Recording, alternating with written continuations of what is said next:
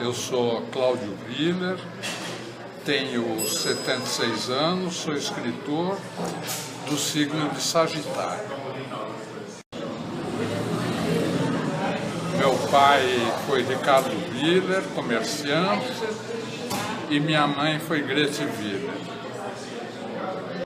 Eu estudei Sociologia na Escola de Sociologia e Política, Psicologia na USP, onde eu cheguei a lecionar, e bem mais tarde, mais recentemente, eu me doutorei e fiz um pós-doutorado em Letras na USP também.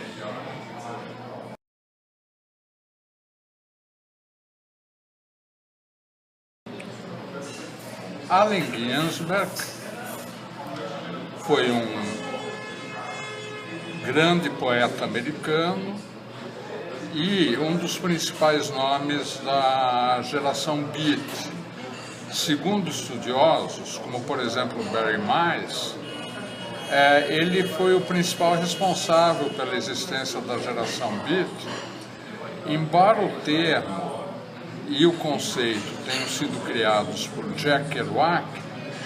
Foi ele quem articulou, quem impulsionou, quem estimulou outros beats a publicarem e, principalmente, quem despertou o interesse pela geração beat a partir da apresentação de Raul Uivo em 1955 e foi publicado em 56. Allen Ginsberg nasceu em 1926 em Newark, New Jersey. Aliás, deixa eu me certificar se é Newark ou Paterson. Eu sempre confundo os dois lugares porque são próximos, né?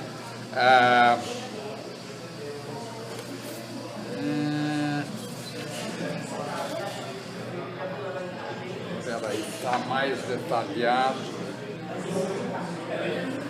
nessa edição aqui. É um prefácio mais... Essa tem um prefácio mais extenso.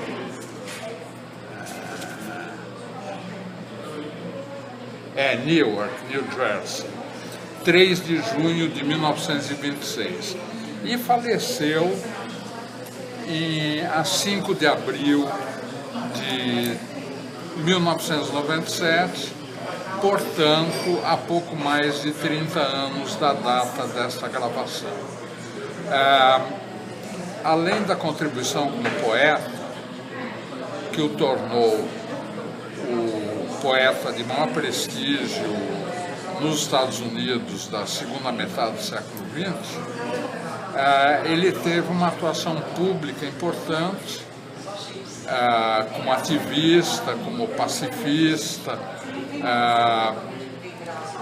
apresentando questões relativas, por exemplo, a sexo, às assim chamadas drogas, ao multiculturalismo, à defesa do meio ambiente, nas quais ele foi pioneiro. Eu escrevi bastante artigos a respeito do que o Ginsberg tinha de, digamos assim, antecipador. Por exemplo, nesta coletânea de entrevistas aqui, Allen Verbatim, tem um artigo de 1971 em que ele argumenta que a proibição das assim chamadas drogas é a responsável pela situação atual, pelo crescimento do tráfico. Por quê?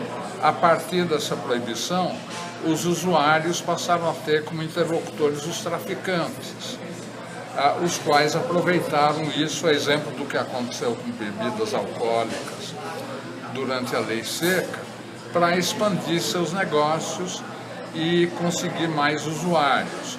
Essa tese, em 1971, poderia parecer excêntrica. Era, sem dúvida alguma, minoritária. Hoje em dia, é adotada até por países, por governos, né? E por personalidades que certamente não tem nada a ver com geração Beat.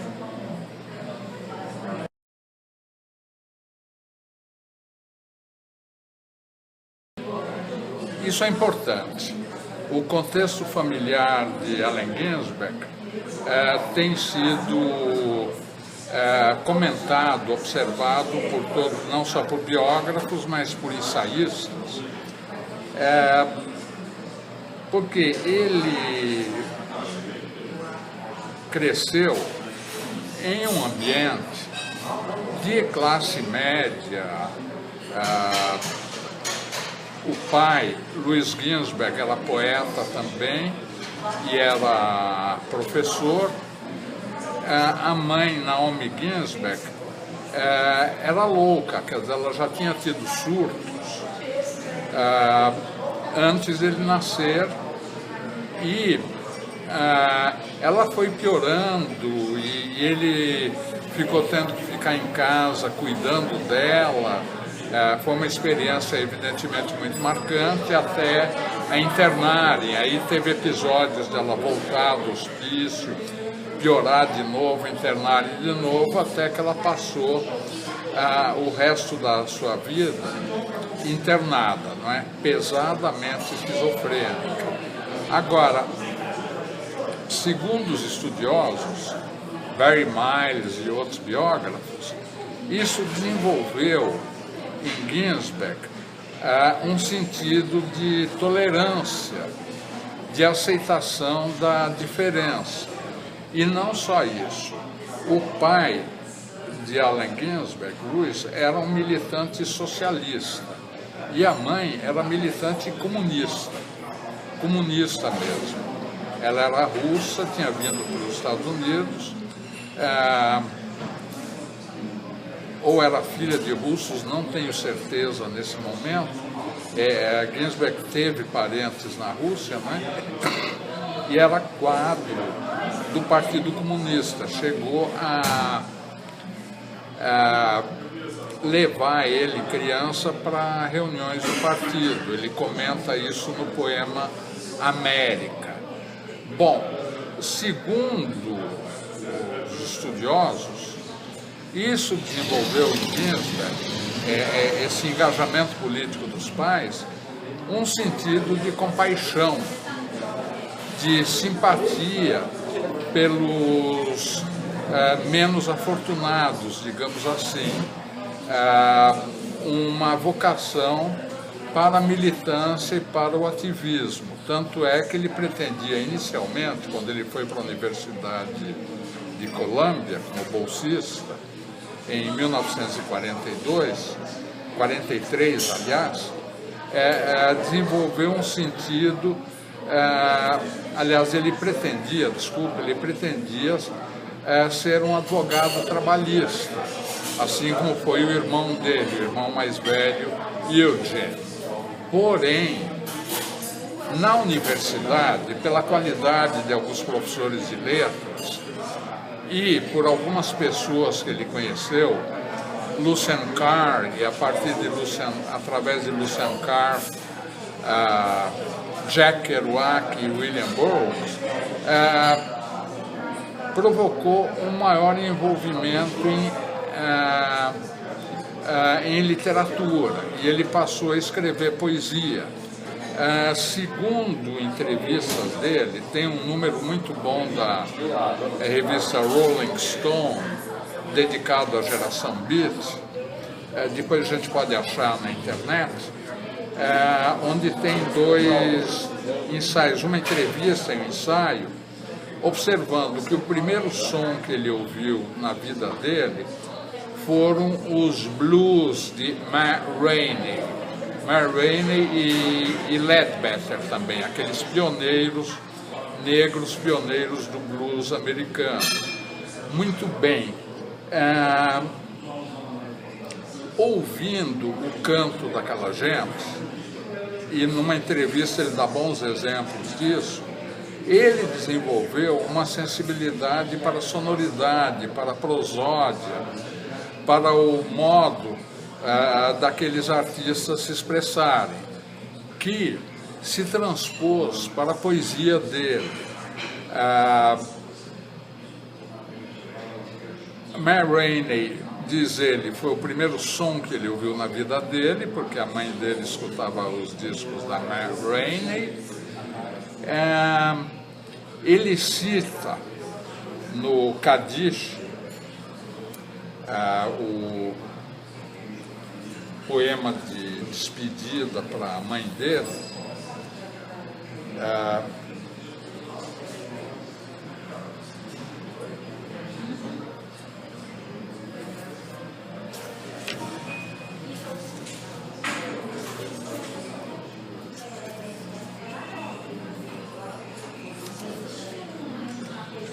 Ó mãe, o que eu deixei fora, ó mãe, o que eu esqueci, etc. Com teus olhos de Ma Rainey morrendo numa ambulância. A Ma Rainey, coitada, ela morreu numa ambulância. Ela criou, por sua vez, quer dizer, ajudou a projetar a Bessie Smith, que morreu em circunstâncias semelhantes. Ela teve um acidente, aí um hospital onde ela foi levada não atendeu porque não atendiam negros, né? Então aí ela morreu, a Bessie Smith. Mas, enfim, quando o Ginsberg soube que ia morrer, que o que ele tinha era mesmo um câncer no fígado, ele já tinha cirrose, consequência de uma hepatite C. Depois a cirrose piorou e apareceu um câncer. Aí os médicos avisaram que ele tinha 7 dias de vida. Então ele pegou, colocou o disco da Ma Rainey, ficou ouvindo e aí telefonou para os amigos avisando, olha, eu vou morrer mesmo e tal. Ou seja, a Ma Rainey foi o primeiro e o último som que ele ouviu. O jeito do Ginsberg ler poemas, principalmente o Uivo, I saw the best minds of my generation, meio entoado, em algumas das gravações, esse modo, eu achei que era influência judaica, era um modo de cantor de sinagoga.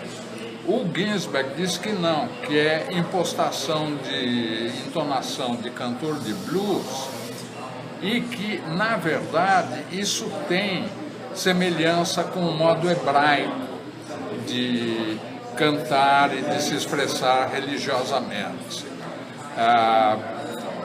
Então, isso são temas recentes que eu estou desenvolvendo sobre Ginsberg, a questão da língua falada, da prosódia, que o levou, depois de se projetar como poeta, a se dirigir para o blues e para a música pop, a ponto de se apresentar com Bob Dylan, que era seu leitor e admirador, não é?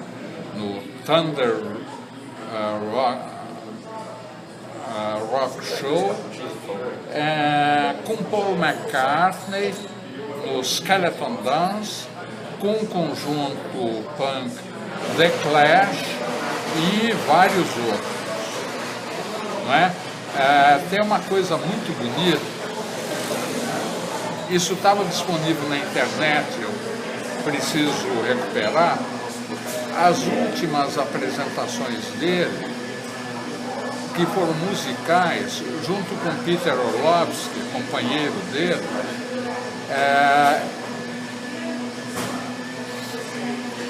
nas quais ele canta, ele musicou as canções da Inocência e Experiência, Songs of Innocence and Experience, do William Blake. É comovente pela extrema sensibilidade, simplicidade, que é Del Ginsberg, o Orlovsky, guitarra acústica, eles cantando.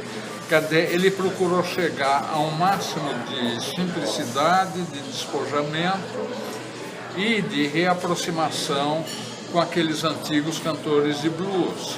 que criaram uma cultura praticamente a partir do nada, não é?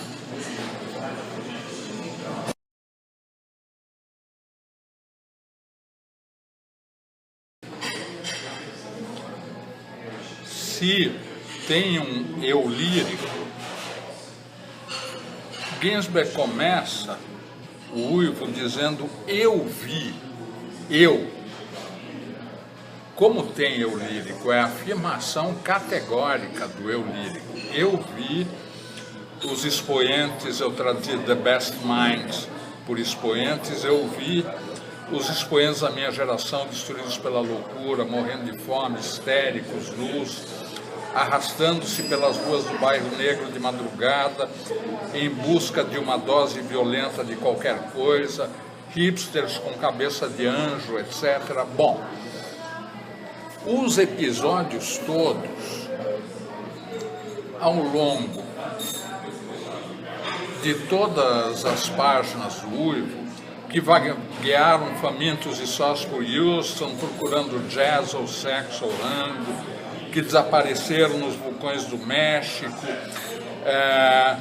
que reapareceram na costa oeste investigando o FBI, que desapareceram no Zen de New Jersey de lugar algum, deixando um rastro de cartões postais ambíguos do centro cívico. Bom, o certo seria do Paço Municipal de Atlantic City. Bom, tudo isso, por exemplo, a história do sujeito que pôs a cabeça fora do metrô e foi decapitado, a história do sujeito que se jogou da ponte de Brooklyn, a história da mulher que falou 72 horas sem parar, etc. As transas dele com Neil Cassidy, a internação, o período no hospício, o que o Carl Solomon fez de jogar salada de batatas em um conferencista e dizer que isso era dadaísmo. Cadê? Tudo que está relatado aqui aconteceu, é verdadeiro. Agora, é poetizado. Por exemplo, a salada de batatas que o Solomon jogou, a palestra era sobre Mallarmé. O Ginsberg diz que a palestra no poema era sobre dadaísmo. Por que ele fez isso? Porque o Carl Solomon, isso é condensação, o Carl Solomon dizia que o gesto dele era dadaísta, você entende? Quer dizer, ele foi condensando esses episódios todos. Uivo é fundamentalmente, ou em grande parte, Jack Kerouac. Tem histórias do Jack Kerouac e que estão no On the Road, que ele colocou aqui condensadas, tipo passar a noite num cinema, porque não tinha outro lugar onde dormir, etc. Não é? Ou aquela história dos grafites obscenos em mictórios de beira de estrada, isso está no On the Road também, um monte de coisas. O Kerouac até reclamou para o Ginsberg, pô, cara, você me plagiou. Agora, só que o Kerouac relata, conta, o Ginsberg teve esse privilégio de quase que olhar por cima do ombro, vendo o Kerouac escrever do Kerouac vendo ele escrever algumas de suas obras. E o manuscrito original do On the Road, Ginsberg foi das primeiras pessoas a verem. Ele inclusive pegou On the Road, já reescrito, já copidescado pelo próprio Kerouac, mas essa é uma outra história, levando para editores para ver se alguém topava publicar, não é? Além de levar textos de outros beats, do pessoal de São Francisco também, não é? Quer dizer, enfim, ele tinha essa relação íntima com a criação do Kerouac, inclusive com a obra do Kerouac, a obra máxima, que foi publicada póstumamente, Visions of Cold, Visões de Cold, não é? Ele viu o Kerouac escrever aquilo, né? Então tem muito de Kerouac condensado. E uma coisa interessante do uivo, nessa primeira parte, que o Ginsberg mostra, é a estrutura triádica. Para o Ginsberg é a estrutura de Haikai. Cada verso longo, na verdade, são 3 versos. Por exemplo, aqui, que vagueavam famintos e sós por Houston, procurando jazz ou sexo ou rango, é 1. Seguir um espanhol brilhante para conversar sobre América e eternidade, é 2. Inútil tarefa, e assim embarcaram no navio para a África, 3. Todos esses versos longos, na verdade, são sequências de 3 versos, ou quase todos. Esse aqui é um só, que apagaram cigarros acesos em seus braços, protestando contra o nevoeiro narcótico de tabaco do capitalismo. Aqui é um. Agora aqui, que distribuíram panfletos supercomunistas em Union Square, chorando e despindo-se. 1. Enquanto as sirenes de Los Álamos os afugentavam, gemendo mais alto do que eles. 2. E gemiam pela Wall Street e também gemia a balsa de Staten Island. 3. Entende? Quer dizer, é tudo com essa estrutura triádica. Na primeira parte, que é a mais extensa. Agora, ainda sobre o lírico. América, eu te dei tudo e agora não sou nada. Quer dizer, novamente o eu. Novamente autobiográfico. América, quando eu tinha 7 anos, minha mãe me levou a uma reunião da célula do Partido Comunista, e aí ele vai contando como era, quer dizer, é autobiográfico, assim como é a possível obra máxima dele, o Kadish, sobre a mãe dele. Ele vai contando como era.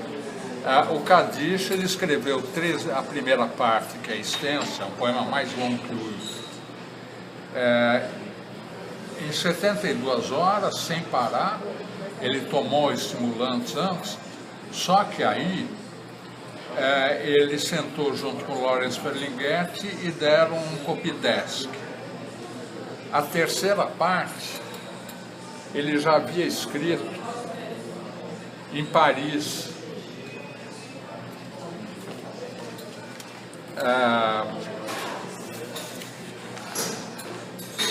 e ele chorava enquanto escrevia. A propósito de eu lírico e da oposição frontal do Allen Ginsberg aos formalismos, não é?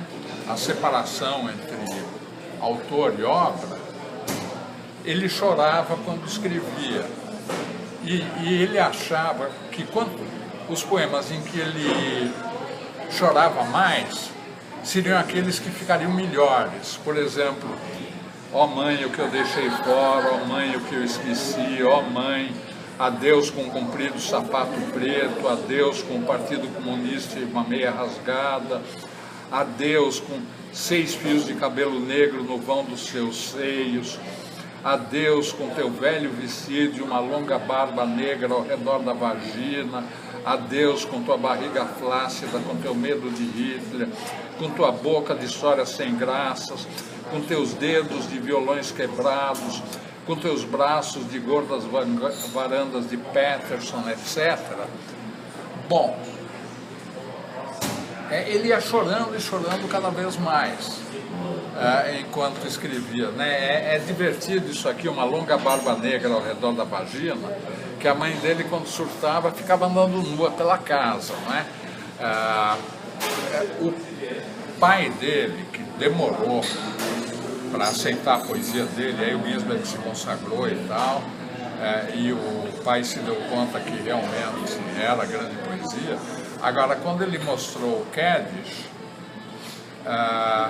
o pai reclamou, isso está numa edição da correspondência do Allen Ginsberg com Louis Ginsberg, chamada Negócios de Família, tem edição brasileira. o pai dele reclamou, achou que essa barba negra ao redor da vagina era demais, tentar lá na correspondência dele. Então, é o tempo todo, categoricamente, a primeira pessoa.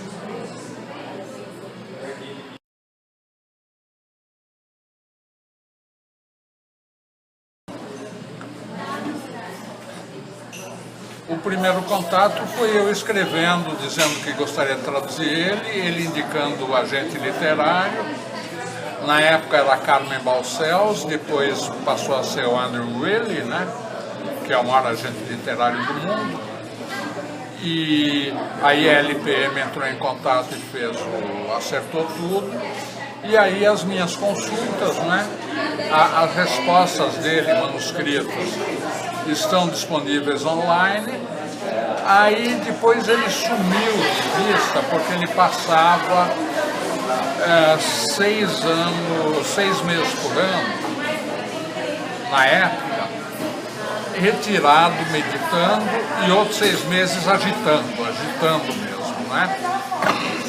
E cuidando da Naropa Institute e da Escola de Poesia, Jack Kerouac School for Disembodied Poetics, etc. Né? Agora, o que o Ginsberg fez, ele me pôs numa lista, passou a me mandar tudo que saía dele, o que foi muito bom, né? Quer dizer, poesias completas e vários outros livros. Eu recebi dele, né? Além do que eu já tinha. O que tinha saído até então eu já tinha também, né? E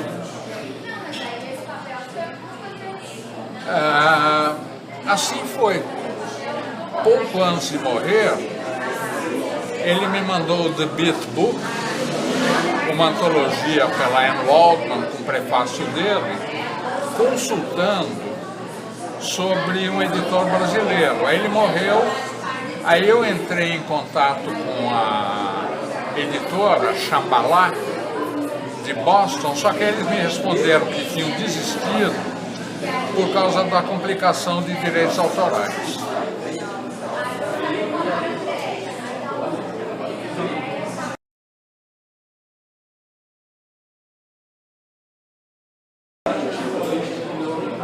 Além dessa minha tradução do Ginsberg, tem A Queda da América, traduzido pelo Paulo Henriques Brito. Boa tradução, Paulo Henriques é um tradutor experiente, sério, não é? Tem A Correspondência com o Pai, pela editora, esqueci o nome da editora, tem a correspondência dele, Jack Kerouac, pela LPM, tem por uma outra editora que eu também esqueço, uma coletânea enorme e muito importante de entrevistas dele. Como é que chama? Spontaneous Mind, mente espontânea. Quer dizer, é o principal. E tem Cartas do Yeats, que é obra conjunta dele e William Burroughs, né? O principal dele no Brasil. Agora, a bibliografia do Ginsberg em inglês é gigantesca, né? A obra dele é enorme.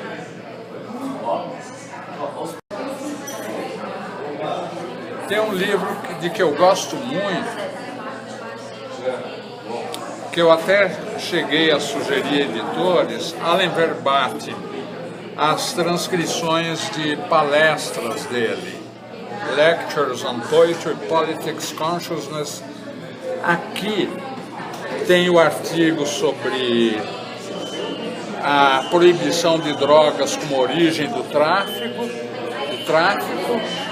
e do problema social das drogas. Tem uma palestra, tem uma palestra sobre Ezra Pound, em que ele pega o tópico da usura, with usual line and grills thick, não é, dos cantos de Pound, e vai desenvolvendo o tema para argumentar que o Pound dizia que deixar as políticas econômicas nas mãos dos bancos acarretaria uma crise financeira, né? Evidentemente não está dando outra, não é? E tem também a palestra dele, uma das palestras sobre Jack Kerouac, em que ele mostra, partindo de Gertrude Stein, como é a questão da relação de som e sentido em Kerouac, e como ele tinha essa sensibilidade para o som. Não é? Na verdade, a sonoridade precede o sentido. Ele compunha e escrevia musicalmente, o que vale também para o Ginsberg. Tanto é que ele, digamos assim, terminou como músico, né?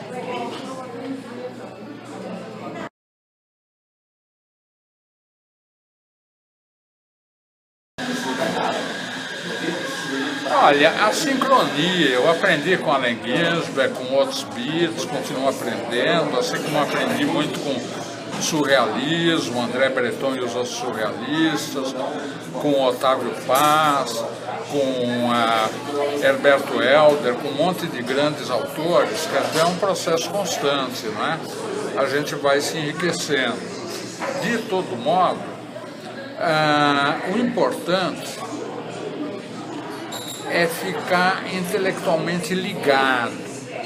Por exemplo, essas histórias que eu contei de Marlene, blues e tal, isso é resultado de pesquisa mais recente, tá? Você entende? Quer dizer, a ponte, o que o Ginsberg nos mostra sobre a ponte entre o escrito e o sonoro, entre palavra escrita e língua falada, não é? Langue e parole, pode ser, né?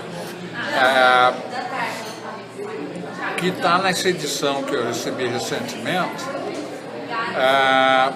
essa coletânea da Rolling Stone com todos os artigos sobre geração beat, que tem muita coisa boa, né? Bela revista, Rolling Stone americana. Agora, é um processo que continua, assim como a relação com outros autores.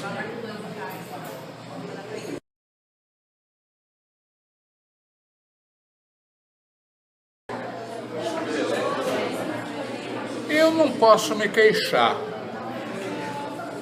com essa edição aqui, tirando milhares e milhares de exemplares, né, sucessivas reedições, muitas, e funcionando também como uma espécie de carro-chefe para livros meus, como Geração Beat e Os Rebeldes, Geração Beat e Anarquismo Místico, não é? Que eu podia ter trazido, aliás, mas enfim. Agora, eu dei curso de extensão de Geração Beat na USP, Letras, dei na Casa das Rosas, em vários outros lugares, né? Frequentemente me chamam. Teve um festival de cinema beat. Eu estou me concentrando mais em Kerouac atualmente.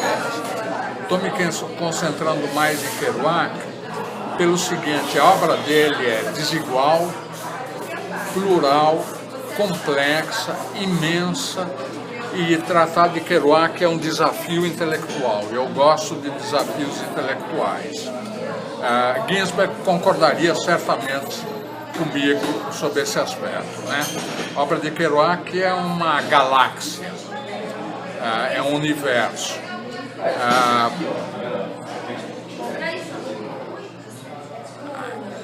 Teve um festival, uma mostra de cinema beat no Banco do Brasil, Fundação Banco do Brasil, Brasília, São Paulo no Rio. Nas 3 ocasiões me convidaram para dar palestra sobre geração Beat, aí eu focalizei mais Kerouac, superlotou, quer dizer, sobrou público. Quantidade de pessoas que não conseguiram entrar, entende? No Rio era auditório de 100 lugares e teve bastante gente que ficou fora. Ou seja, há interesse, não obstante eu achar que poderia haver mais, entende? Quer dizer, de todo modo, na condição de trator do Ginsberg e de estudioso de geração Beat em geral pelo seguinte, porque eu terminei de dar um curso sobre xamanismo e poesia, tema apreciado certamente pelo Ginsberg. Agora, xamanismo e poesia, eu me apoiei muito em Gary Snyder,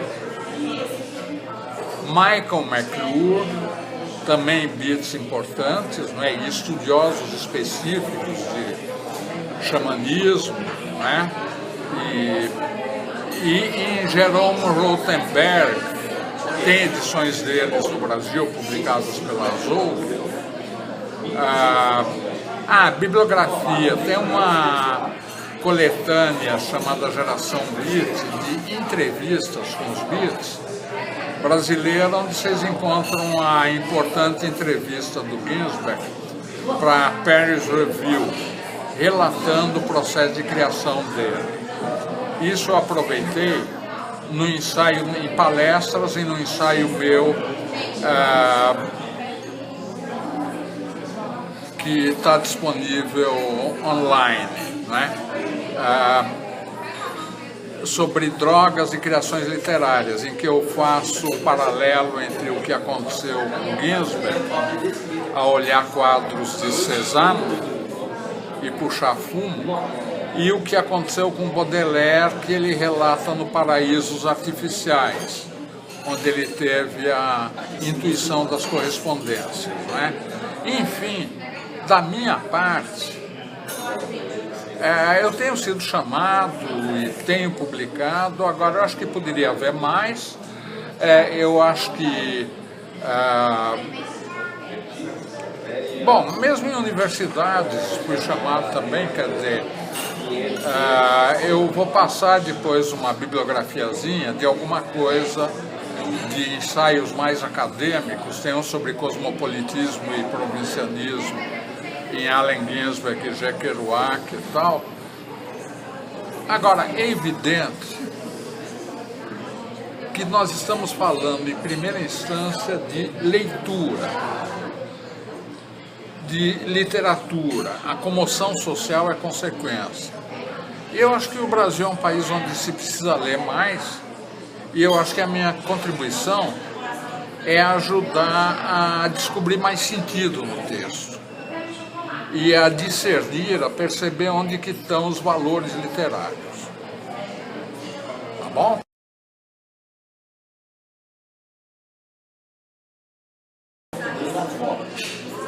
Meus pais tinham, felizmente, o hábito da leitura. Aprendi a ler, é claro que na escola, né? Me alfabetizei na escola, no primário, mas eles traziam livros, davam Monteiro Lobato para ler, fizeram assinatura em uma biblioteca, houve um estímulo familiar e isso foi bom.